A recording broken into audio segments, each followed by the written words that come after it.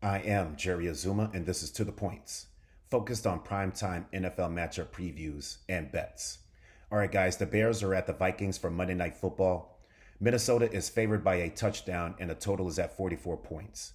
Now, the Bears are trying to break a losing streak of 7 straight games. The last time they won was out of the country against a team that wasn't really that good. Now, this is a divisional game, so there is some bad blood there. And in the last meeting, the Bears fought back, but they came up short, and now the Vikings are rolling on a 6-game win streak. Okay, a couple of things for the Bears. Sam Darnold is on fire. Almost 350 passing yards, 5 touchdowns, and no picks last week, and over 100 passing rating over the last several weeks. I bet he will come in with a lot of confidence, especially seeing how the Bears defense got blown apart against a depleted 49ers offense. Now, the Bears secondary made Brock Purdy look like an all-pro.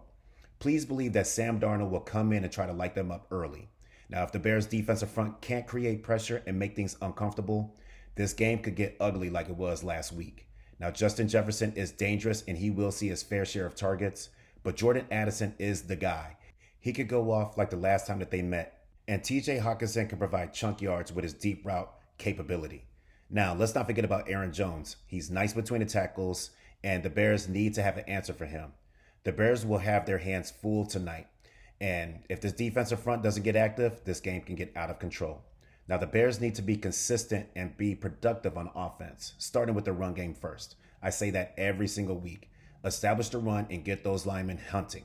Swift needs to have over 20 touches this game and at least 5 passes because Swift is dangerous in space. But the biggest thing is protecting Caleb Williams in the pocket. He is getting sacked entirely way too much, and it's not all on the offensive line. He has to do a good job with getting the ball out of his hands, too. Now, let's go, coaches. Eric Washington was the play caller on defense last week. He gave up 38 points and over 450 yards of complete offense for the 49ers. Not good enough. Thomas Brown mentioned communication issues led to breakdowns last week.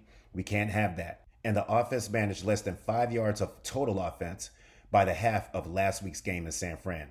I understand that this is a tough situation for the coaching staff, but there's no excuse. They just have to do better.